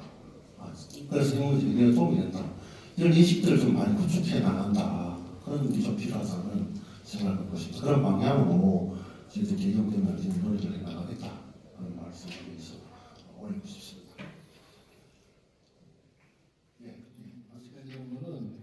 저는 사실은 제가 1단계, 2단계 했지만 아주 라프하게 제시했지만 여기에다 자꾸 붙여야 된다고 생각해요. 이걸 어떻게 그래가지고 뭔가를 만들어서 정부에다 들이밀어야 되는 거지 그냥 감성적으로 소문난 거 얘기해서 해결되지 않는다. 한두 마디 단편적으로 안 된다. 그런 점에서 여기 나와 있는 얘기를 자꾸 더 성사시키고 세부화시키는 작업을 좀 했으면 좋겠다는 생각이 듭니다. 그게 중요하지 화학은 감정적은 다 아는 거니까 이미 그건 다 끝났고요. 그런 생각이 들고 이종철 교수 말씀하신 거 다 동의하는데 다만 통일국민협약에 대해서는 이런 생각을 해봅니다. 좋은 건데 또 이렇게 해야지 남북 간에 합의한 것들도 끝까지 지켜갈 수 있죠. 그런데 지금 여기에다가 개성공단 내용을 집어넣어서 하고 그것을 법제화가 2019년에 된다면 아마 개성공단에 대한 얘기는 제 얘기는 2019년까지는 잘 안 될 거라고 보는 건데 결과적으로 저는 정치하시는 분들이 많이 계시지만은 정치권에서 개성공단을 통일국민협약에 따라가지고 합의 안 될 거라고 봅니다. 하자면 지금 자유한국당 이런 데서는 개성공단 폐지해야 된다는 거 아닙니까 지금. 그렇기 때문에 현실적으로 불가능한 얘기다 이거는. 그런 점에서 기본적으로 단계론적으로 몇 단계를 하던 간에 어떻게 보면 간에 국민협약으로서 하는 거는 결국은 하지 말자거나 아니면 국회보고야 어느 때 끝나는 얘기를 하는 거에 불과하다는 생각에서 그 얘기가 현실에서 어떨지 그걸 좀 우리가 고려하면서 이 부분은 검토를 하면 좋지 않겠는가 이런 생각을 해봤고요. 대북 제재를 우리가 무시할 수는 없는데 저는 이렇게 생각합니다. 유엔 안보리에서 통과된 제재 문제는 가급적이면 가급적이 아니라 그걸 준수한다. 그러나 우리도 개성공단은 추가 단독 제재입니다. 유엔 안보리 결의가 아니잖아요. 마찬가지로 미국이 지금 유엔 안보리 결의가 아닌 것들을 많이 단독 제재하고 있어요. 이런 거에 대해서는 지금 과감하게 이런 각국의 일방적인 단독 제재, 즉 유엔 안보 제재가 아닌 부분까지도 저축되는 걸 따져 않는다. 그거는 그냥 너희들 얘기고 유엔 안보 제재는 한번 검토하겠다. 이런 정도의 최소한의 정부가 결기를 거야 된다, 이 정도는. 그래서 여기서 타협점을 찾았으면 어떨까 생각이 들고요. 마지막 하나 말씀드리고 싶은 겁니다. 지금 개성공단 문제가 심각하고 저 역시 여기에 대해서 절박하게 재개 문제를 생각하고 말씀을 드렸습니다만은 지금 한반도 현실에서는 개성공단 문제를 포함해서 정말 엄청나게 중차대한 문제가 지금 우리 앞에 있습니다. 며칠 전에 중국 가서 중국 사람들이 아직도 남북 대화가 되고 있는데 그다음에 평창 때문에 대화 부문이 조금 열린 것 같은데도 계속 12월 이후에 묻는 질문이 뭐냐면 너희가 정말 미국의 선제 타격에 대해서 막을 자신이 있냐 이걸 계속 물어보고 있어요. 왜 그러냐? 미국에서는 최근에 뭐 작년 12월에 선제 타격 얘기가 나오다가 전쟁 불가피로 나오다가 이제 이 트럼프 대통령이 남북 대화 하냐, 그다음 북미 대화까지 해주겠다 이 말씀 때문에 외향적으로 들어간 것처럼 바깥으로 보이지만 안에서 지금 굉장히 의미되고 있는 것이 이제는 하도 선제 타격하면 전쟁 난다니까 때리되 북한이 방위하지 못할 만큼 딱 때리고 나올 수 있는 길. 전 이런 길이 뭐가 있는지 모르겠는데 그걸 블러디 노즈라 해가지고 커피 전략이라고 표현하고 있습니다. 그래가지고 트럼프 대통령을 중심으로 하는 그 세력들 굉장히 거기에 대해서 많은 얘기를 하고 있어요 지금. 그래가지고 반대 세력들이 그러죠. 무슨 소리냐? 그게 가능하냐? 아니 어떻게 북한을 갖다가 전쟁한다고 될 길이 있으면 벌써 옛날에 했지. 이렇게 얘기를 하는데도 그 사람들이 그런 자기 합리화에 강변하면서 블러드 노스라는 얘기 쓰고 있습니다. 이게 지금 상당히 관광하게 들어가고 있고 미국에서 여기에 대해서 문제를 제기하고 반대하는 사람들은 트럼프 대통령과 가깝지 않은 많은 우리가 아는 유명한 사람들이 반대하고 있고 트럼프 대통령 주변에 있는 많은 사람들은 그거 하자는 얘기를 하고 있어요. 물론 안 되죠. 하면 큰일 나죠. 근데 이 얘기는 제가 이 말씀을 왜 드리냐면 한반도의 운명, 우리의 운명 자체가 지금 아직도 전체적인 운명이 이렇게 대화분명이라고 얘기하고 있지만 요 국면이 어떻게 끝나는 걸 보면서 어떻게 될지 모르는 식의 그런 것들이 지금 국제사회에서 특히 미국 교회에서는 계속 움직이고 있다. 그래서 이 종합적인 것에 대해서 우리가 나름대로 이걸 갖다가 조절하고 막아내는 힘을 갖지 않으면 개성공단 문제가 문제가 아니다. 그런 점에서 개성공단은 절박하지만 한반도 지금 안보 현실은 요 몇 달 사이는 사실은 굉장히 그보다 훨씬 더 중차대한 운명의 문제가 있다. 이런 생각에서 좀 더 넓게 우리가 또 볼 필요도 있다. 또 절박하게 느낄 필요도 있다. 안보 현실에 대해서 그런 말씀을 드리고 싶습니다. 예, 우리 이종석 장관의 얘기에 공감을 하지만 또 한편으로 조금 견해가 좀 달라요. 무슨 얘기냐면 미국의 선제 타격을 막을 자신 있냐 이렇게 중국 사람들이 물어보는 거에 대해서 우리가 말로 전쟁 안 된다 이것만 갖고는 안 되잖아요. 지금 오늘 그 원로 언론이 여기다 쓴 것 같습니다만 여우의 지혜와 맹수의 결단이 필요하다. 냉전의 한복판에서 브란트가 소련과의 대화를 시작하면서 미국에 통보합니다. 이건 당신들의 허락을 받는 게 아니라 우리가 해야 할 일을 통보하는 거다. 저는 브란트한테 배워야 된다고 봅니다. 지도자가 미국의 눈치를 볼 때는 봐야죠. 그렇지만 지금 눈치를 볼 때가 아니라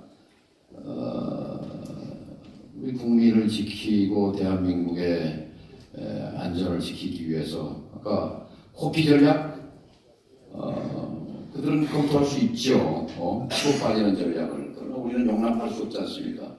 용납할 수 없다는 의지를 평창 올림픽에 북한이 참가하니까 기정사실화되니까 트럼프가 따라오잖아요. 마찬가지로 개성에 보내는 것도 선제 타격 방지 전략의 하나라고 생각합니다. 기업인들 박근혜 정부 때 뭐 결사고 막았잖아요.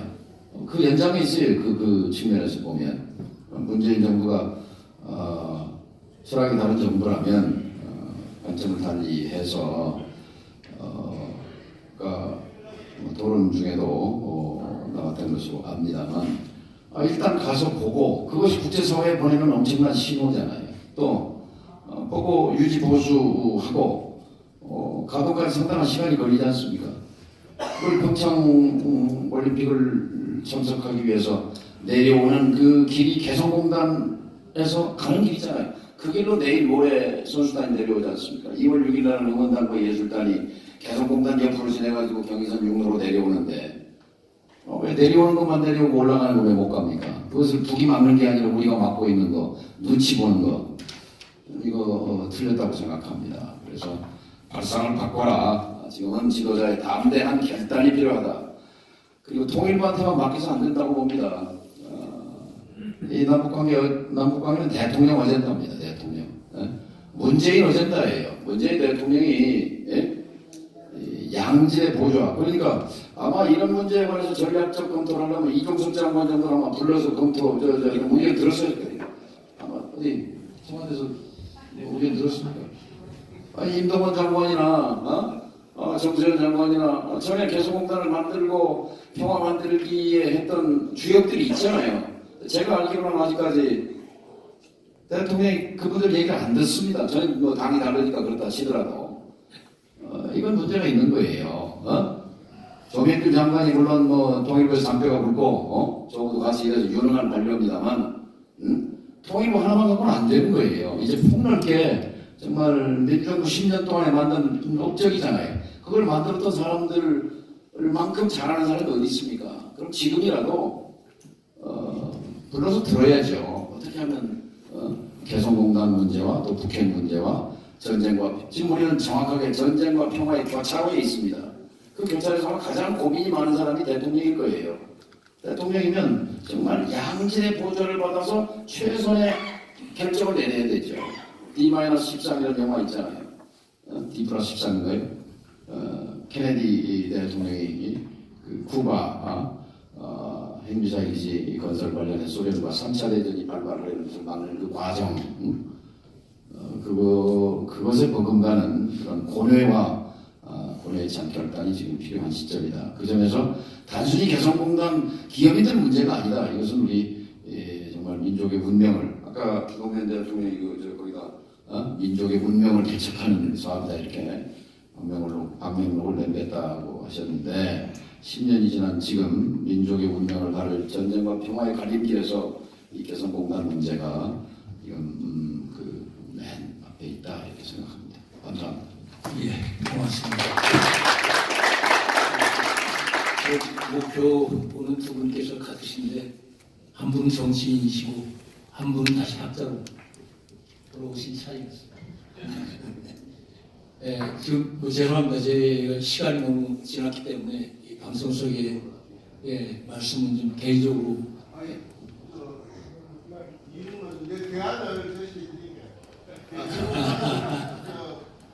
대안이 있어요. 시간 괜찮으시겠습니까? 저 동의해 주시면 제가 몇 분 말씀 드리도록 하겠습니다.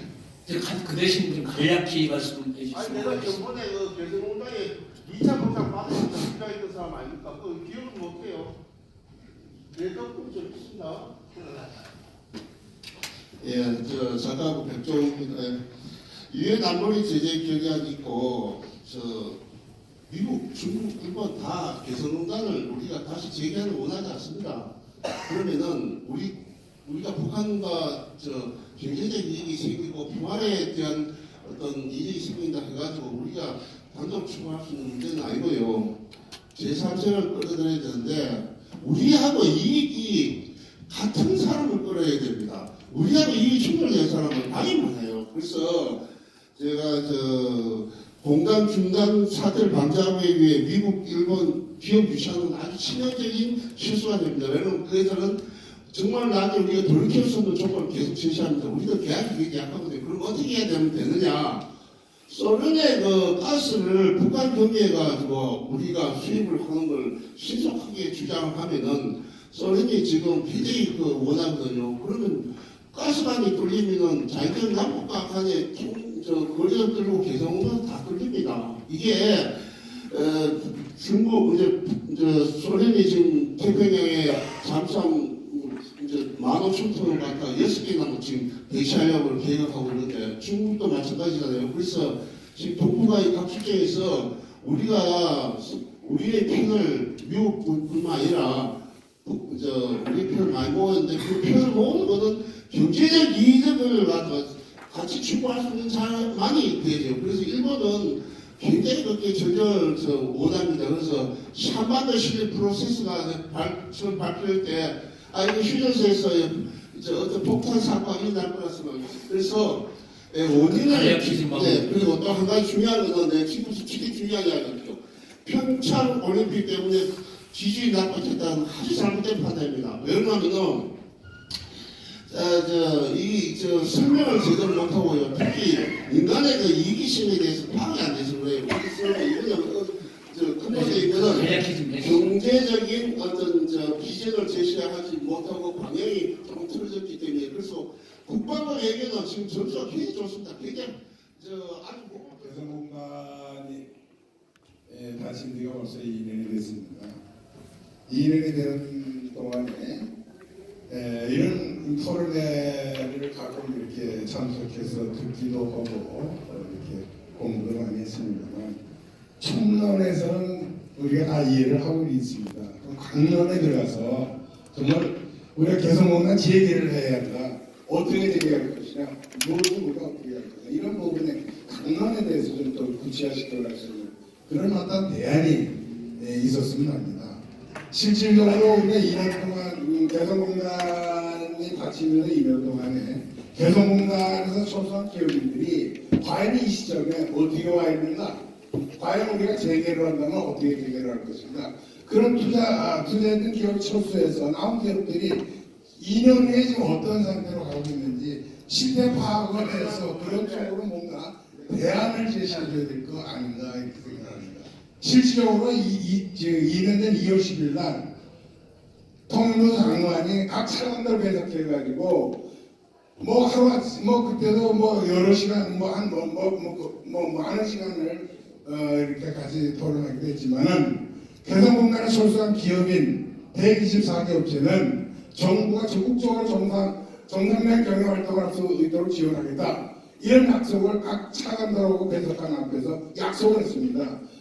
그 정부라고 하는 연소수이고 같이 이어지는 정책이라고 하는 건 같이 이어지는데 과연 현재 이 정부가 들어와서 과연 어떤 정책을 띄고 있고 어떤 대안을 제시해주고 있는지 이런 부분에 대해서 좀 더 확실하게 어떤 대안을 제시해줘야 될 필요가 있고 문제는 또 과거의 정부에서는 개성공단에 투자한 기업인들이 억울한 누명을 써서 실질적으로 과거에는 옥동장이 무슨 마중물 역할을 하니 이런 쪽으로 한참 저희들이 나중에는 그 개성공단의 주 임금이 핵무기 개발하는 거라든가 실제 미사일을 사용해서 썼기 때문에 이제 거기 그 각색을 해가지고 조작을 한 내용이라고 발표를 했습니다. 지난번에 그 김정수 정책 혁신위원장도 그런 말씀을 하셨습니다.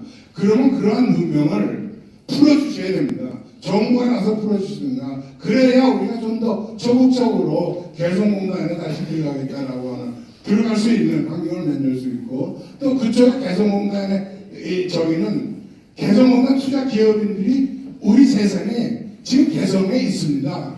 아까 우리 그 개성공단 협회장이 평창 올림픽 끝나고 그 광고 신청하겠다고 하는데 왜 그렇게 가져갈 필요가 있나요? 우리 세상에 개성에 있습니다. 오늘이고 내일이고 계속 하겠다고 우리들이 수리를 해주고 우리들이 주인 역할을 해줘야 됩니다. 그것이 협상력을 키워주는 역할이라고 봅니다.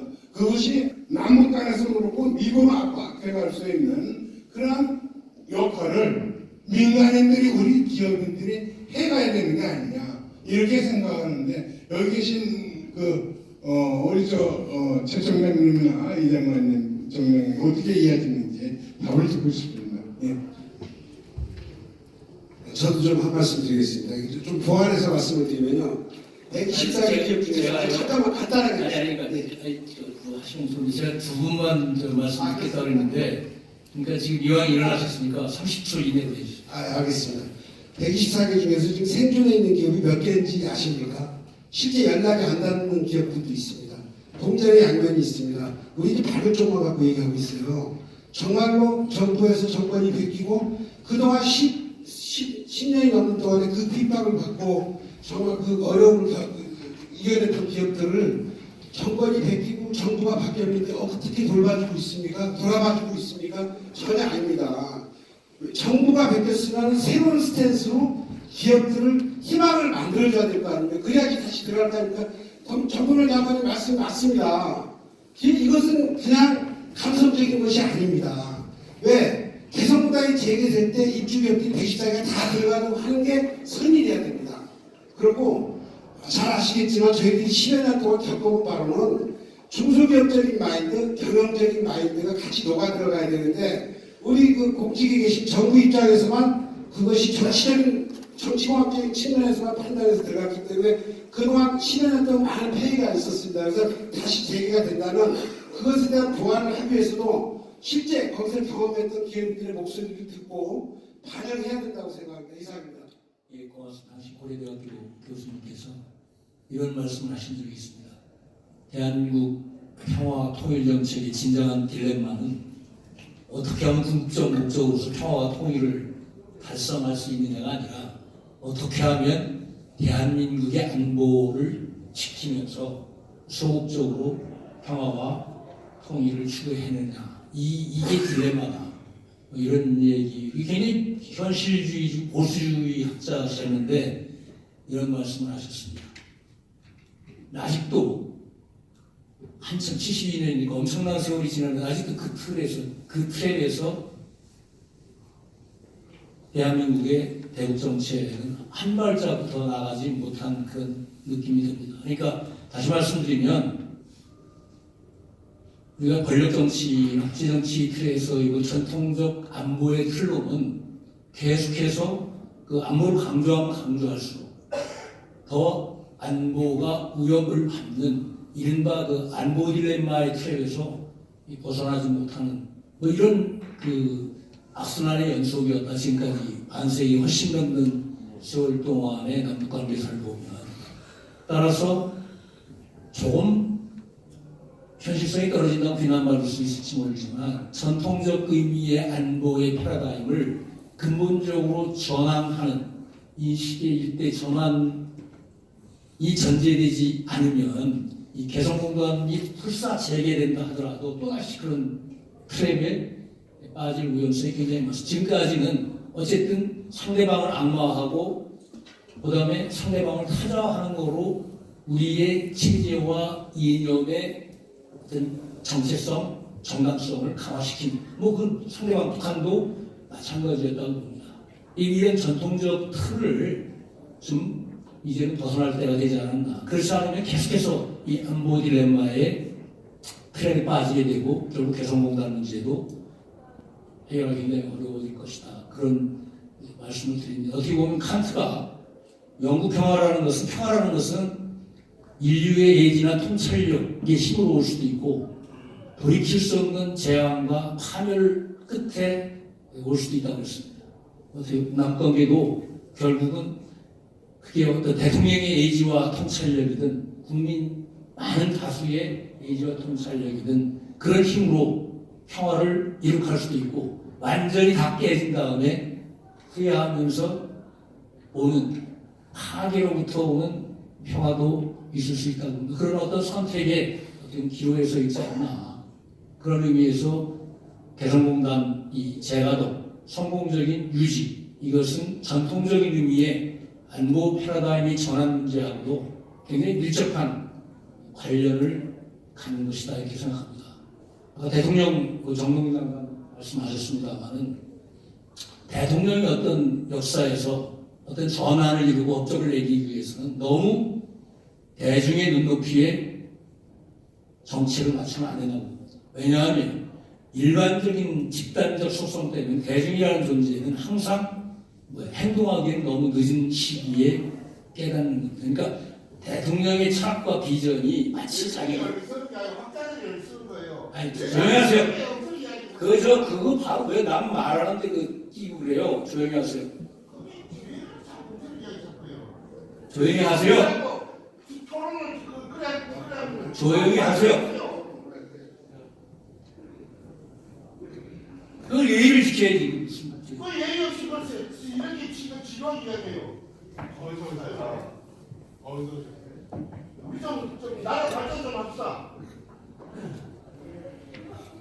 그런 어떤 그 간극을 좁힐 수 있는 능력이 정치적 리더십이라고 생각합니다. 그래서 그 어느 때보다도 그 역할이 중요시되는 그런 시점이라고 생각을 합니다. 오늘 얘기 마치도록 하겠습니다. 두 분 장관님 좋은 말씀 감사드리고요. 유익한 토론해 주신 6분 선생님 대단히 고맙게 생각합니다. 끝내겠습니다.